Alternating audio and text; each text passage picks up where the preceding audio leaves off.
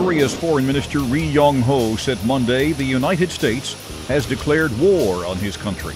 He said North Korea would take counteractions if threatened, including shooting down American warplanes in the region. In light of the declaration of war by Trump, all options will be on the operations table of the supreme leadership of the DPRK.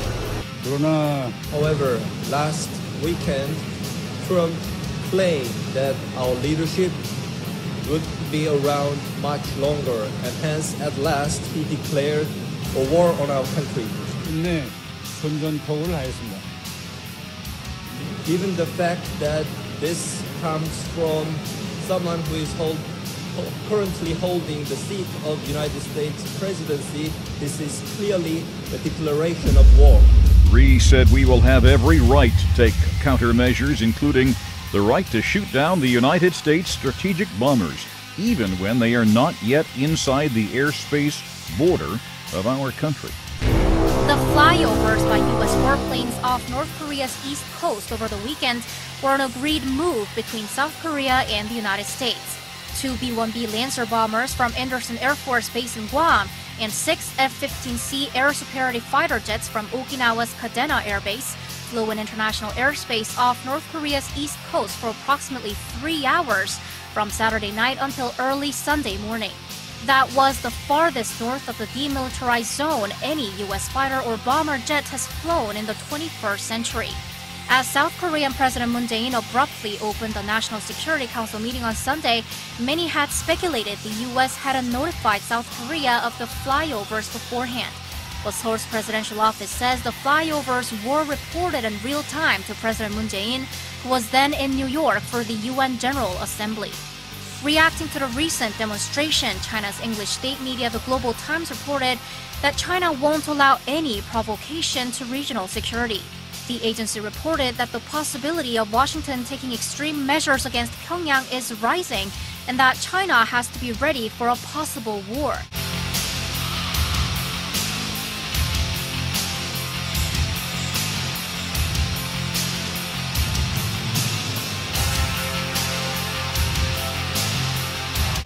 Now, North Korea on notice. President Trump appearing ready to take action against the rogue regime at this hour, tweeting this, quote, "Just heard Foreign Minister of North Korea speak at the UN. If he echoes thoughts of Little Rocket Man, they won't be around much longer. But are Americans ready for military action?" Tensions are rising on the Korean Peninsula with recent flyovers as well as an exchange of tough rhetoric between the leaders of the U.S. and North Korea. But experts here believe this may not be all. We have to focus on the fact that the format of the United States armed protest has completely changed.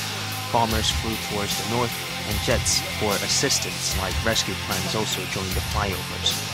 This means the US assumed a military attack against North Korea and aimed to show that it can come up with even stronger military demonstrations depending on Pyongyang's future provocations.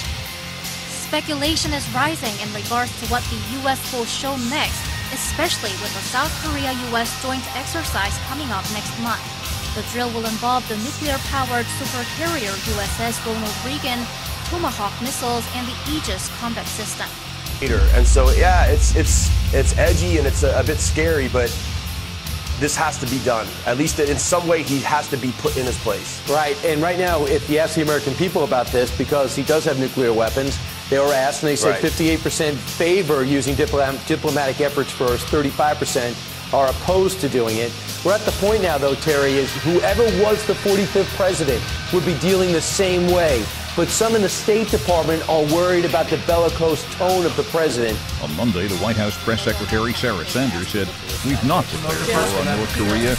She said the suggestion is absurd. North Korea's foreign minister said that President Trump had declared war on North Korea and that it reserves the right to take countermeasures, including shooting down U.S. aircraft.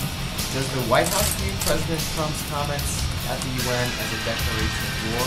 Not at all. We've not declared war on North Korea, and frankly, the suggestion of that is absurd. What is the White House's reaction to North Korea's threat to shoot down U.S. aircraft, even if it's not in their airspace? It's never appropriate for a country to shoot down another country's aircraft when it's over international waters. Our goal is still the same. We continue to seek the peaceful denuclearization of the Korean Peninsula. That's our focus. Doing that through both the most maximum economic and diplomatic pressures as possible. Whoever was in charge right now would have to deal with this. I think President Trump's at least strong stance is the right way to go, because it's gotten us nothing to this point. You know, we've placated them, we've played games with them, and we've got nothing for it except more threats to us and, of course, our allies, which are very important to us, and we can't discount that. So ignore the talk. I tell people in the U.S., please just ignore the talk and just watch what the president does. More importantly, watch what our enemies do in response to him. That's what really matters. Air-to-ground strikes against what would be a nuclear and missile facilities and the regime's leadership during wartime.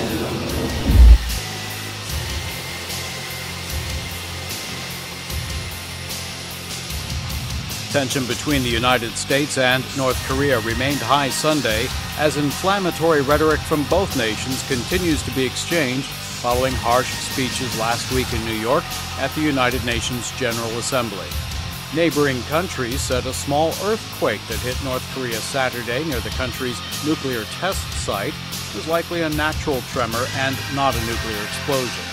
The U.S. Geological Survey, however, said it could not confirm whether the seismic activity was man-made or natural. Following the tremor, U.S. B-1B bombers escorted by Air Force fighter jets flew in international airspace off the coast of North Korea in a clear demonstration of force. Carl Vinson aircraft carrier led one of two carrier strike groups that conducted joint exercises with South Korea and Japan earlier this year. Pyongyang responded with the release of propaganda videos showing U.S. planes and an aircraft carrier under simulated attack. U.S. officials were more restrained with their words Sunday.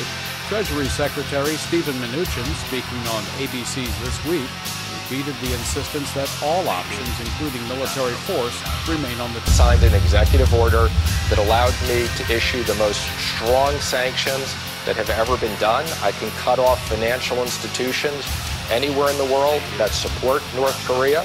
And the military is one form, economics is another form, and the president will pursue all the options.